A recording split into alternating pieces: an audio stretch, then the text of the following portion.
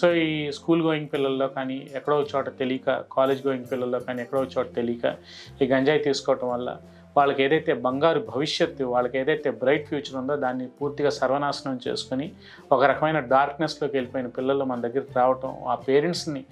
Parents ఆ పిల్లల్ని తీసుకొచ్చి మన క్లినిక్లో బాధపడటం అనేది నేను ఈ రోజుల్లో డే టు డే ప్రాక్టీస్లో ఆన్ అండ్ ఆఫ్గా నేను చూస్తున్నానండి. సో దయచేసి యువత కానీ, టీనేజర్స్ కానీ, ఇట్లాంటి చెడు అలవాట్లు కానీ, ఇట్లాంటి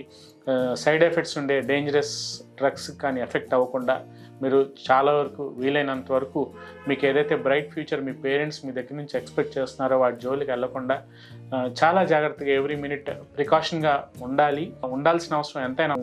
ఉండాలి కూడా. సో ఇప్పుడు ఈ తీసుకోవటం వల్ల వచ్చే దుష్ఫలితాలు, ఆరోగ్యం ఎట్లా పతనం అయిపోతుంది అనేది నేను క్లుప్తంగా ఒక 5 పాయింట్స్లో నేను చాలా షార్ట్కట్గా నేను చెప్పదలుచుకున్నాను. ఫస్ట్ అండ్ ఫార్మోస్ట్ థింగ్ ఏంటంటే, ఒకసారి అలవాటు అయిన తర్వాత దాంట్లో నుంచి బయటికి రావడానికి చాలా టైం పడుతుంది. ఈ టైం పట్టేలోపు ఆ బాడీలో ఏవైతే మెయిన్ ఆర్గాన్స్ ఏవైతే ఉన్నాయో, వైటల్ ఆర్గాన్స్ మొత్తం డ్యామేజ్ అయ్యి ఆరోగ్యం అనేది పూర్తిగా క్షీణించిపోయి